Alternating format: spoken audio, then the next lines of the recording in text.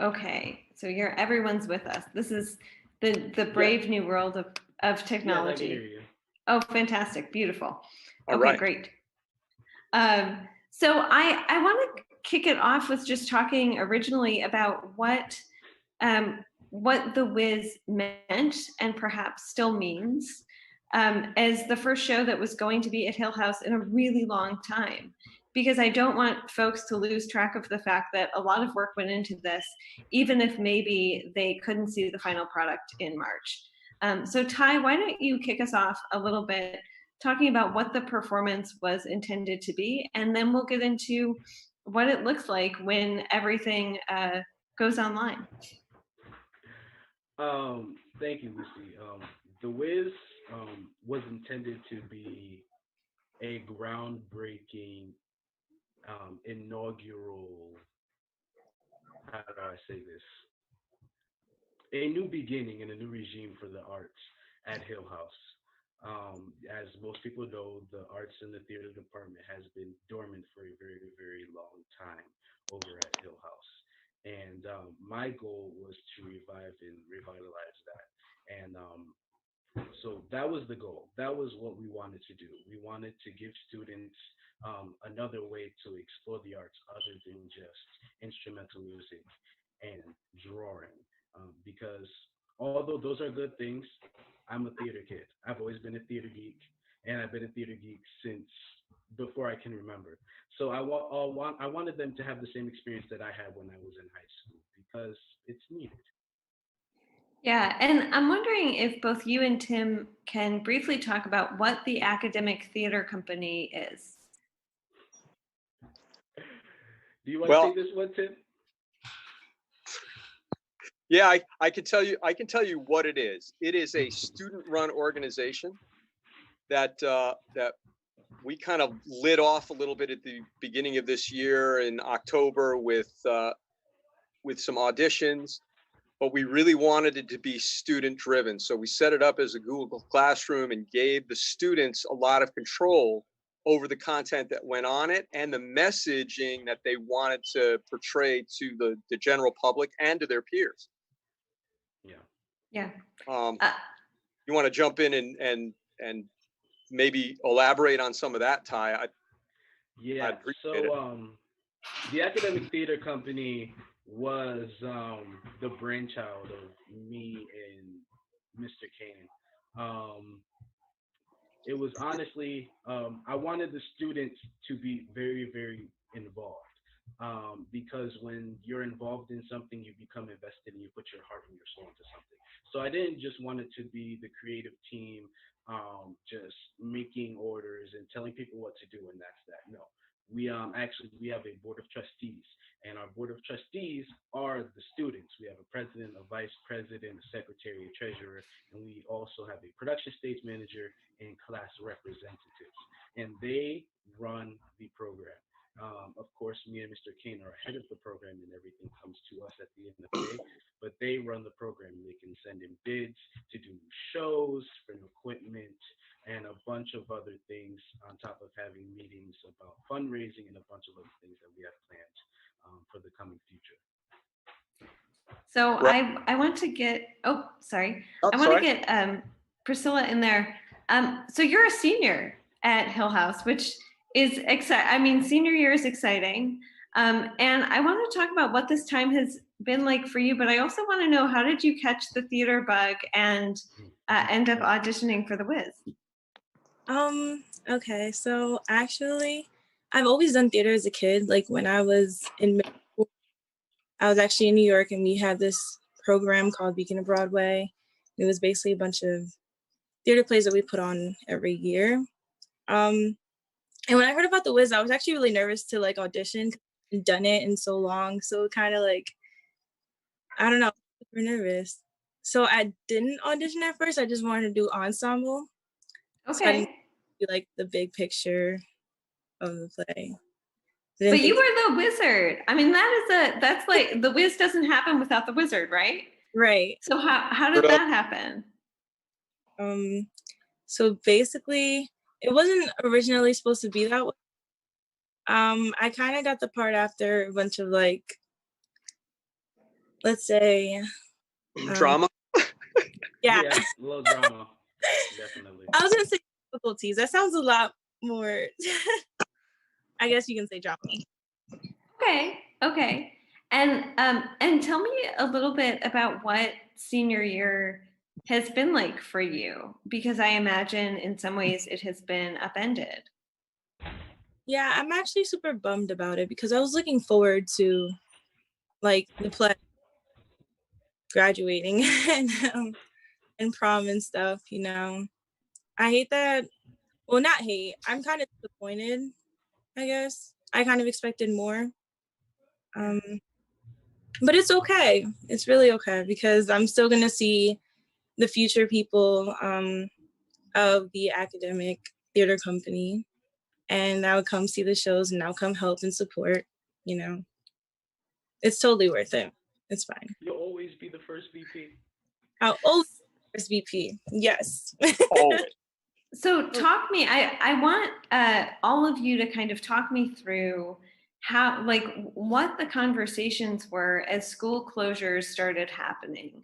Because as a lot of articles, including things I've written and the New Haven Independent has written, have talked about, things happened really fast. It was kind of like at the beginning of March, everything was okay. People were keeping their eye on this thing called coronavirus. And then very quickly in the city, there were a number of closures, and then schools closed their doors on Friday the 13th. Yeah. Which doesn't seem like it. Yeah, the fact that that's an auspicious day. Yeah, it was interesting because our conversations up until the end. I mean, we had school closed on Friday. We had rehearsal Thursday night. Mm-hmm. So Thursday night, I was backstage putting a coat of paint on something for the Wiz to come out of.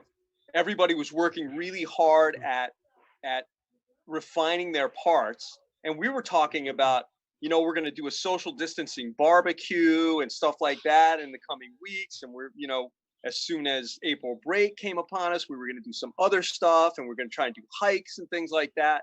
And then all of a sudden it was, no, we can't do any of that. And we have to oh, go ahead, Tim. We have to stay apart because this is not going to work. We have people who might be vulnerable. We have people that our students are living with who might be vulnerable to this virus, and we don't want to be the cause of somebody getting sick. So I was like, we're gonna not do this. And was it like someone ran into the theater and basically said like, "Hey, the house is on fire. You got to get out"? No, it wasn't like that. I mean, we finished our rehearsal without incident. Yeah. It wasn't like anybody said, "Oh, you guys can't be here," and this, that, and the other thing. It was just like the next day, all of a sudden, everything was cut off. We couldn't go back to school. We couldn't go back to rehearsal. I mean, it was almost like losing a friend. Yeah. I mean, it is like losing a friend because I don't see all of these people that I've come to know and respect and love through their roles and through what they have donated as far as their time and their effort and their enthusiasm to this program. And I don't get to see them. Yeah. Priscilla, talk me through what that means, because also, like, theater is not a walk in the park. When you have a dramatic role, you put everything into it. And I was lucky enough to see a rehearsal for The Wiz, and you were out there throwing it down. So tell me what this is like for you. Honestly, I can say like the fact that we can't really see each other anymore, it's really saddening. We've grown a lot like together as a group, as actors, as actresses, we learned a lot from each other. We helped each other a lot. It's kind of like things are so different now. Yeah, that's pretty much. Yeah. And do you, I know that sometimes casts are like, it's like your theater family. Sometimes cast members are like, I'm not here for that. And that's okay too. But are you close with a number of the other students who are in the show? I'm close with everyone. I made a lot of friends, not here. Um, they're amazing, honestly. Everyone, not a single bad bone. Yeah. Yeah. Yeah. Ty, tell me what this has looked like for you. It's been hard. I'm not gonna lie. I miss my drama babies a lot. My biggest thing going into my directorial debut, as we call it, was one thing that I learned at my church, which is to create a family culture. And so that's one of the biggest things that I wanted to instill into the program is we're all a family. When you came, I made sure that they knew. Listen, Lucy is family. Lucy is family. When we had Miss Frick come, Auntie Frick, she is family, and they know this. And it's been really hard. I've been working a lot. Um, I try to keep my mind off it a lot. But I've also been planning for the future because we can't just sit here and do nothing because there is a future. This too shall pass.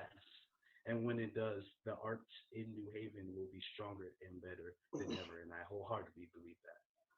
So I want to talk about the future. I also want to remind people if they're just joining us or if they've been listening or watching, this is WNHHLP 103.5 FM New Haven.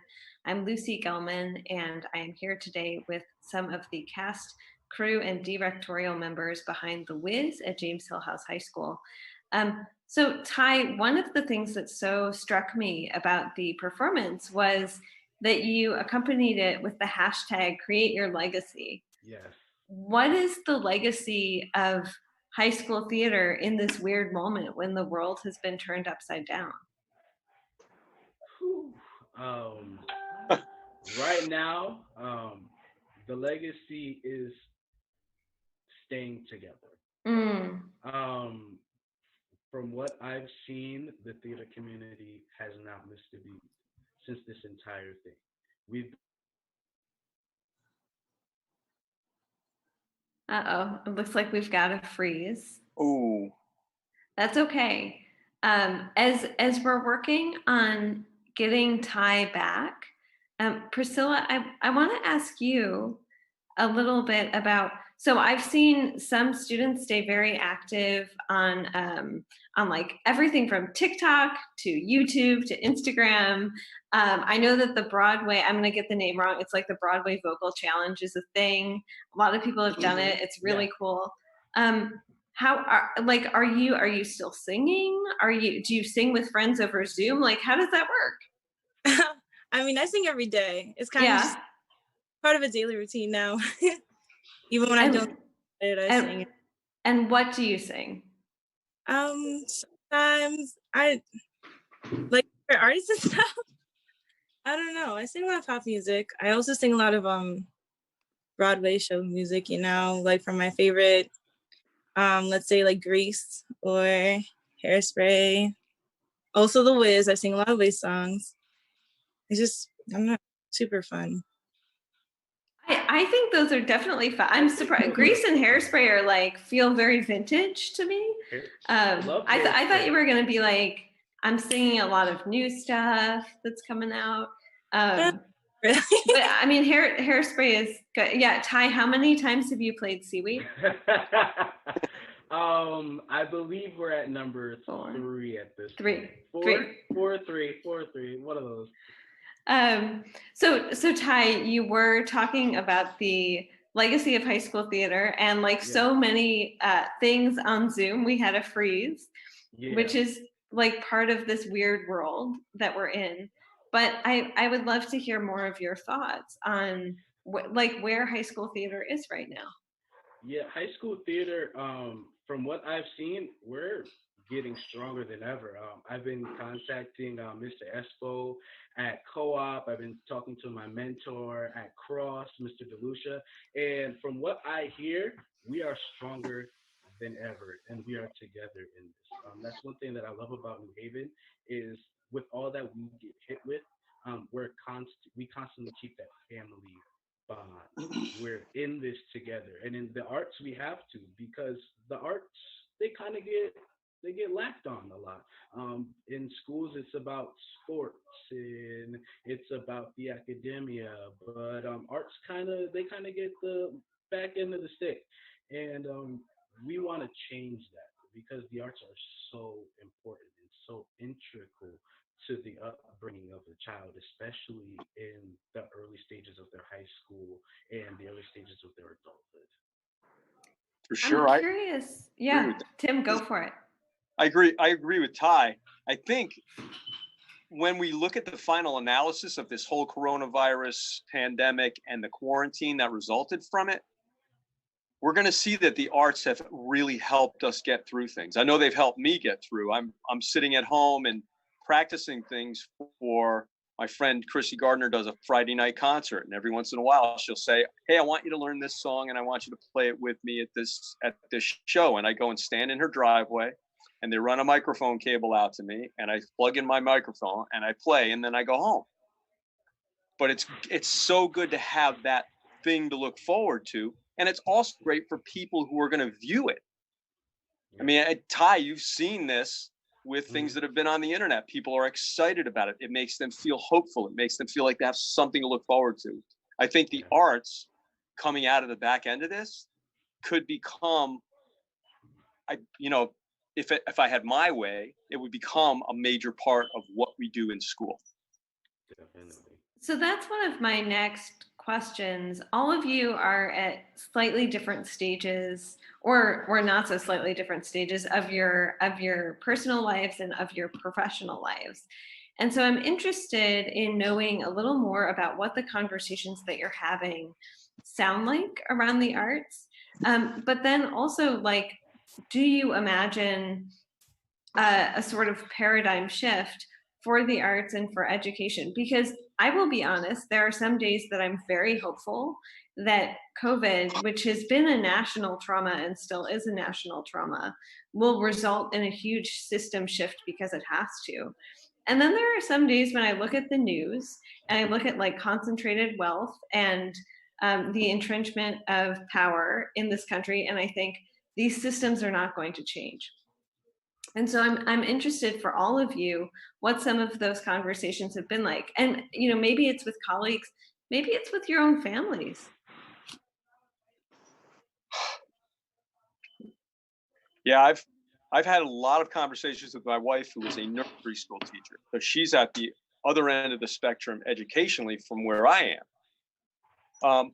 The problems that she has with her students aren't that different than the ones I have with mine.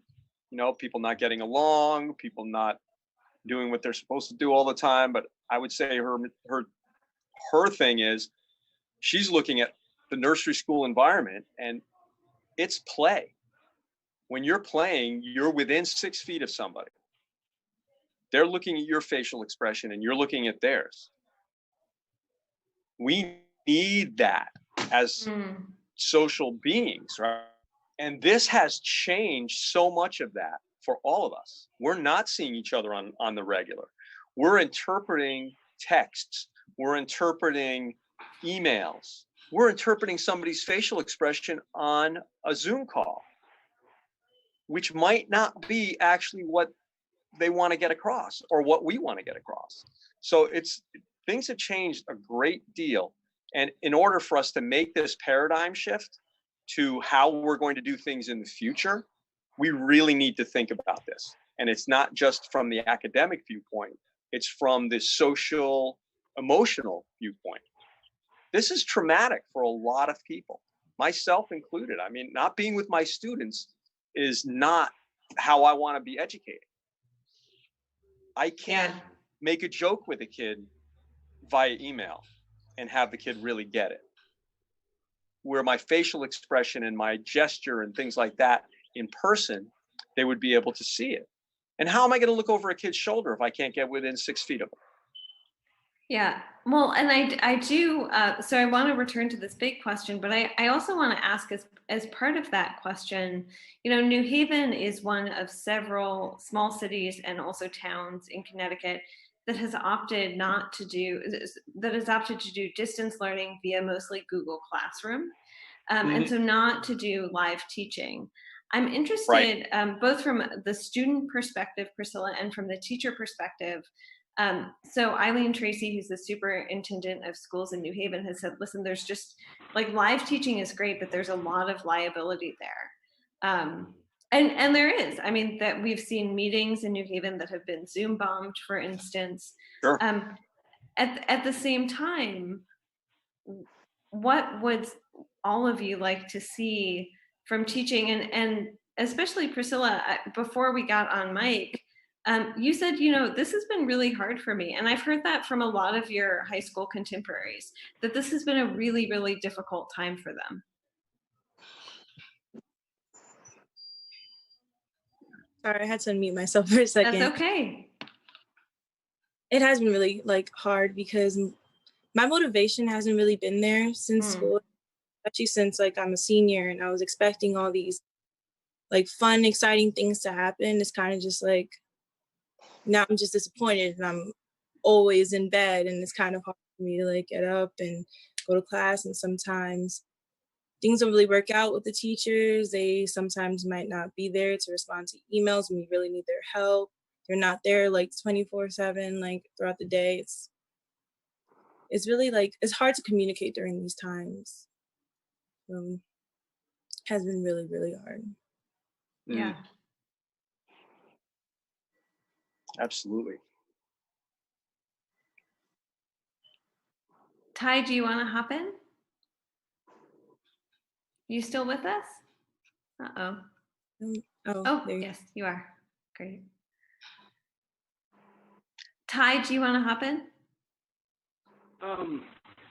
Yeah.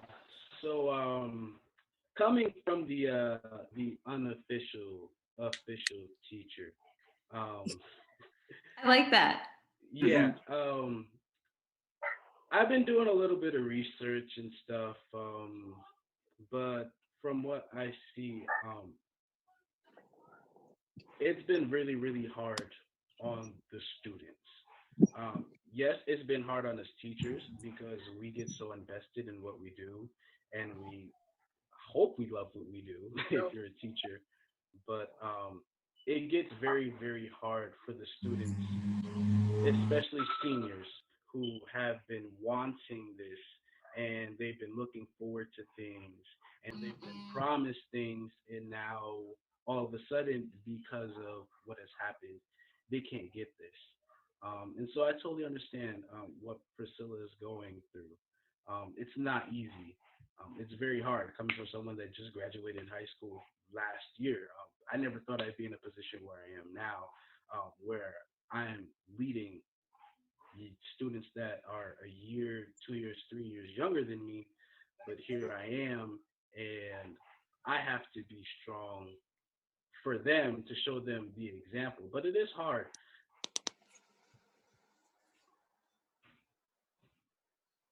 Yeah. Tim, were you going to jump in? No, I was actually talking to somebody who came up my front steps. Oh, it's always, this is just the adventure that we live in. I hope they were standing at least 6 feet away from you. They were. Yeah. And had a mask on and just wrong Great. address, that's all. Oh, so one of the things I want to ask about, especially because you mentioned Google Hangouts for the Academic Theater Company at the beginning of this, has it continued in a capacity? And if so, has that been social and emotional support to folks? I try my hardest to at least message the students once a week. Weekly check-ins. How are you? How are you doing? Um, if not, we'll do a Zoom call. I try to do it that at least once a month. Hey, how are you guys doing? Let's check in. I just want to see your faces, so that if we're not gonna rehearse because the show is now canceled indefinitely, if we're not gonna rehearse, we can at least see each other and at least somehow be in each other's presence, because they did create this family culture of a bond together, and in a twinkling of an eye, that bond had to be separated, and there was nothing that we could do about it. Priscilla, how about you? We do have a cast and crew group chat that we talk to each other. Yeah. Sometimes, some people don't really like text back that much, but Yeah. I totally understand. It's a tough time for everyone, so no grudges or anything. And are you hearing from peers that they like are you hearing from a lot of peers that they're struggling with some of the same things that you are? I mean, it's also like I think I was trying to explain this to someone who was like, I don't understand why high schoolers are bummed about prom. It's really not a big deal. And I was like, what? Like, what if someone told you all of a sudden that they were going to take away this thing that you've been looking forward to for 3.5 years, maybe about 3.5 years, and you were like, nope, sorry, it's over. I don't know why anyone would say that. It's kind of absurd, but it is pretty crazy. Yeah. Yeah. So how have each of you been using the arts in your own life to stay sort of elevated? Tim, you mentioned playing. Oh, I think we may have lost Tim. Oh no. Well, Tim mentioned playing a little bit with Chrissy Gardner, who runs something called the Moose Piano Lounge every Wednesday or every Friday. It has been a long week, y'all. Every Friday in Westville. Ty and Priscilla, how are the arts keeping you elevated and motivated? Or maybe they're not, and that's okay too. Oh no, the arts have been keeping me super motivated. I've been writing. I went back to a script that I've been writing for a musical a while back. I also started writing a few short plays for the students for a few things that we have planned. So yeah, the arts have been keeping me company. Um, I I am a firm believer that the arts are what keeps this country going. Hmm. Television, Netflix, movies, all that is the arts. It's acting, it's music, it's scenery. That's all the art.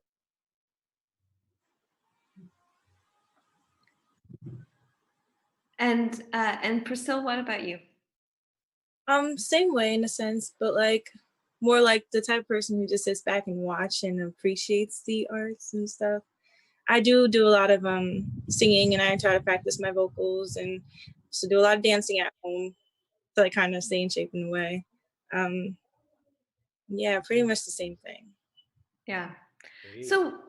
So what do we think that the future of the arts might look like? Ty, you mentioned talking to Espo, which is who is Rob Esposito at Co-op, and Sal DeLucia over at Wilbur Cross. I know he was and remains a really important mentor to you because you were one of his students not that long ago. What does the arts look like going forward? And I think about this especially in theater because it is a form that literally it gathers people in the audience, but it also gathers people on stage. And when you do things like dancing as an ensemble, that becomes probably really hard to do when you're doing it 6 feet apart. Yeah. Um, for me, we've been looking at ways to find shows that don't necessarily um, keep people close together. And Mm-hmm. there are a multitude of shows that do that, radio plays, and different musicals that also do that. So we've been definitely talking about options for the future of the theater and the dramatic arts in New Haven, um, and it looks very promising. Yeah. Priscilla, what about you?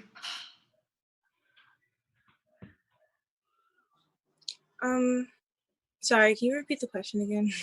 What is the future of the arts looking like to you? Well, hopefully we'll be able to do what we continue to do every day.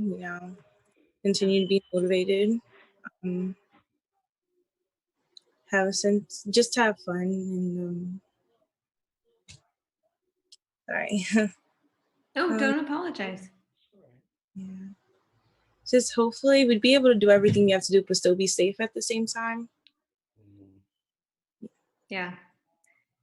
And what are you all thinking? So I had asked this question about the system shift and then like got distracted, which I think is a byproduct of just Zoom and literally not being in the same room together. Hmm. But what does this shift look like? And I've heard people say, "Oh, the arts are going to save us all," and often I actually do believe that that's true. So what are the role of the arts in this shift going forward in this country? Well, I feel like with every major thing that happens, um, the arts play some role in it by either pointing up the absurdities of it, as in the absurdist theater movement after World War II. Really looked at a world turned upside down, and I think we're looking at another shift in the world being turned upside down. I mean, you look at the foolishness of some of our world leaders and how that's playing out. The difference of, I mean, we're going to start a trend of just blaming everybody else for what goes wrong in our lives, and that's that could create a very huge arts movement of blaming other people. We could have a whole bunch of plays that come out of this where people blame other people for all the things that go wrong, and it's such an absurd look at life. I mean, that's one thing that could happen.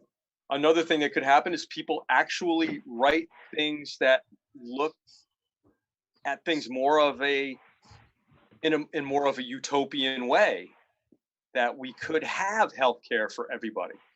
We could have people having enough food to eat, and a halfway decent place to live, and not for nothing, a great school to go to, that we don't have to worry about, all right, I'm going to send my kid to, I'm going to buy a house in Madison so my kid can go to a good school. It doesn't matter where your kid lives. Whatever place your kid lives, he can go to a great school. I mean, I would love that to happen as a result of this. I mean, I feel like the school we have is a great school. Could it be better? Yes, it could be better. But I think we have great things that are going on there. We have great teachers who care about the students. We have great administrators who want to make sure that the teachers and the students are supported. Our support staff is fantastic. The social workers and special ed teachers and guidance counselors are all great. But we need to start this from the ground up, from kindergarten on. Mm-hmm. We can't fix everything in 4 years. We have kids that come to school. It's a lot of trauma. There's a lot of trauma that we see walking through the doors every day. And social emotional is as important or more important than the academic versions of things. That's only to my mind, but I'll probably get a hard time from somebody about that. That's okay. We're all about hard times. Yeah, I kind of welcome that. Ty, I heard you sounded like you were about to jump in. I totally agree with Mr. Kane was saying. That's all I was saying. I truly believe that some really, really good things hopefully will come out of this pandemic. Some true, genuine, heartfelt, and comedic, and funny, and hilarious, and outrageous things will come out of this pandemic. But I feel like it may take a little while for people to accept it, especially with where the arts is right now, especially where Broadway is right now.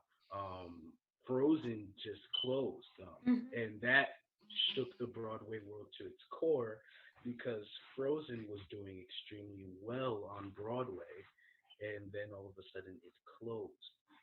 So now everyone's head is like, what's next?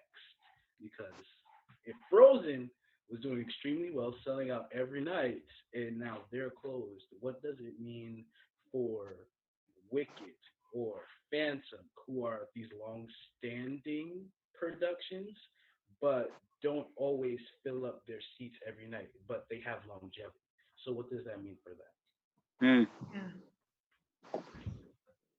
yeah, that's a big issue. Priscilla, do you want to hop in there?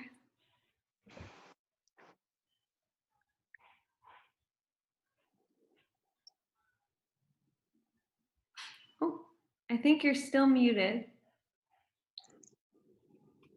Good now. Can hear you. Perfect.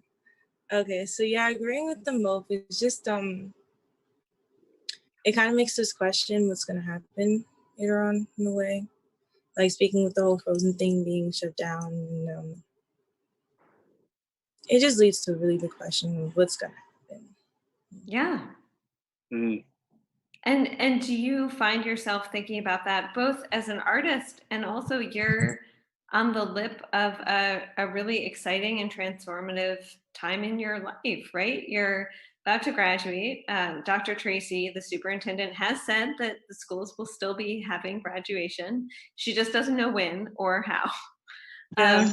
But you're about to jump into a new experience yourself, and so do you feel like that shift is going to start happening or needs to start happening sooner rather than later?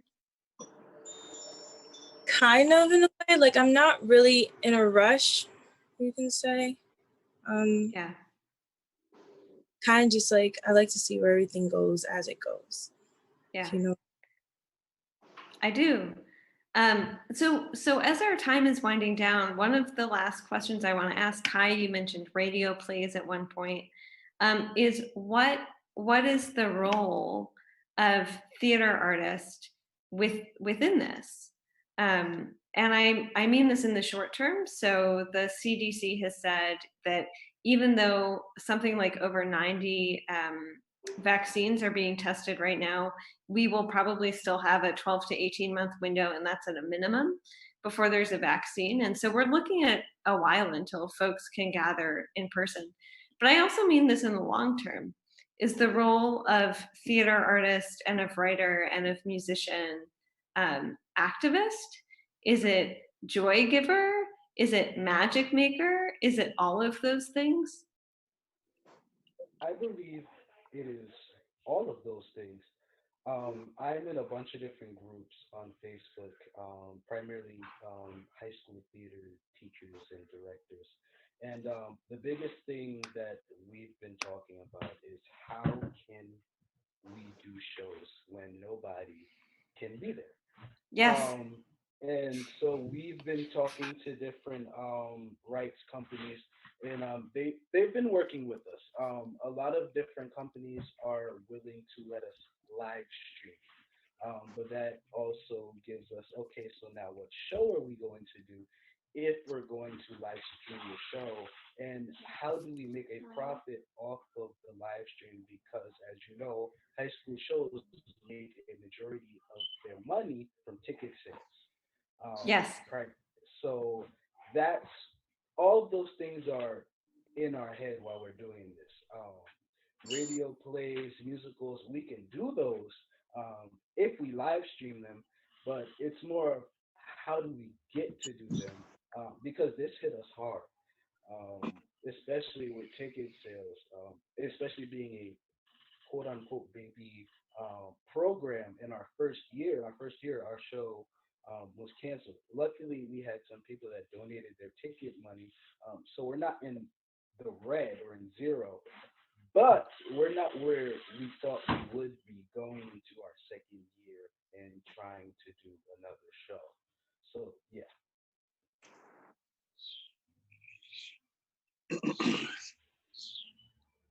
Tim, I want to ask you the same question. The very first time I met you, you were playing trumpet on like a stack of books at the Institute Library. And so I would say Magic Maker is one thing, but you also just railed against the iniquity that exists in our state's education system. And that's right. There's no reason that someone should have to move out to Madison because there's more money in the schools there than in New Haven. Well, yeah, I really do think a lot of what we do in theater is activism. The materials that we choose to put on, the people we choose to have in the roles are really, really important to the process, because I'm as an educator, I believe that anyone can be successful. Maybe success is defined differently for other people. You know, I come from an environment where I went through the high school, and at the end of high school, my father said, yeah, so your senior year, you kind of didn't do a lot. So we're not going to go to college right away, right? And so I worked for 3 years, and then I went back to college, and I was definitely more serious about it. So my definition of success was defined differently than many of my peers who went right off to college and started their lives, you know, within 4 years after graduating from high school. I waited. I was 7 years out before I really got my first job and stuff like that. So I think the definition of success is going to change as a result of this. And I think we as artists can aid in that changing of that definition by presenting different and alternative ways of looking at what success can actually be. Yes, we're activists, but we're also magic makers and entertainers. We are, you know, we'll make people feel good. I think this production of The Wiz was going to make some people feel really, really fantastic. That they were going to feel like, yes, we can all talk about going out and going somewhere else, not wanting to be where we are right now. I want to live somewhere else. But when we look in the final analysis, the people that have to let us in, the people that have to love us no matter what, are right here. They're right here. And, you know, your grandma or your mom or your best friend, all of these people are right here. And they are home. Right? The home is not just these four walls that are around me, or the front porch I'm sitting on, or, you know, the bedroom I sleep in every night. Home is the people I'm with. Yeah. And that was such an important message of The Wiz. Yeah. Priscilla, I want to hear from you on this too, because you're a young artist, but you've done so much already. And I assume will continue to make art as you go forward into the world.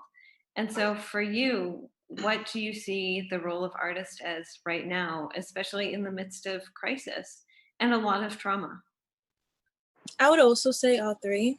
Activist being like, as an actress and as an actor, you kind of have like this background knowledge on what your character is and what they have to do and how you like kind of make it come out in a way.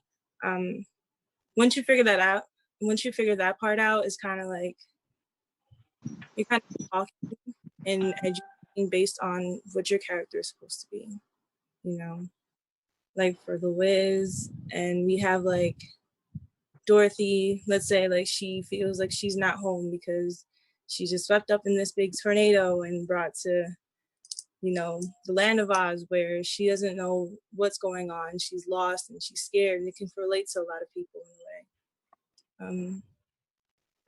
Yeah. Yeah.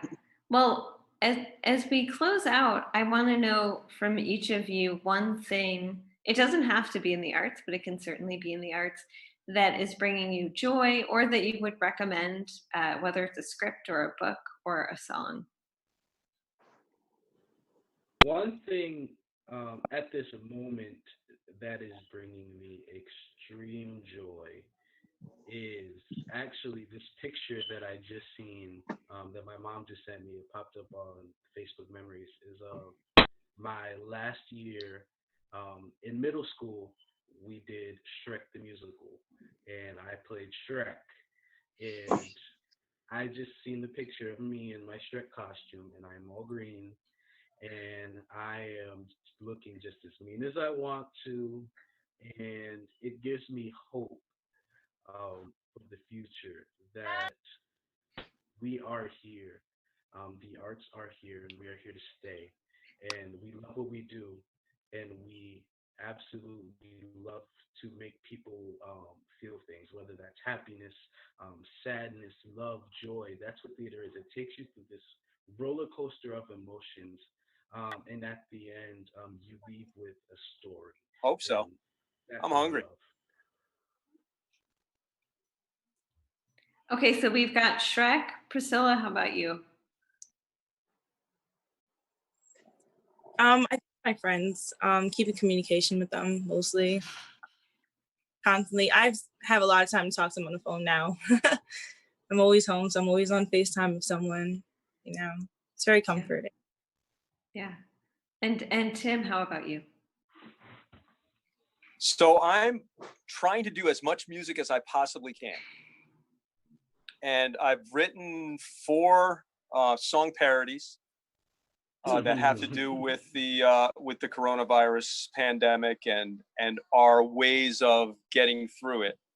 And I've shared them with my friends on Facebook, and some of them have come back with a really good response. But I think the main thing for me is to put that stuff out there and try and look at this thing in a positive light. And so, being an English teacher, I have a little bit of facility with words. So I'm spending a little bit of time thinking about what song goes with what particular set of lyrics, and how I can change things up. So I'm trying to keep myself sane and also help some of my friends with their mental health as well. Well, I want to thank you all so much for joining me today. We've been talking about the Wiz, but we've mostly been talking about so much more than the Wiz, and the role of theater and the arts, especially now and as we go forward. This has been Arts Respond on WNHHLP 103.5 FM New Haven.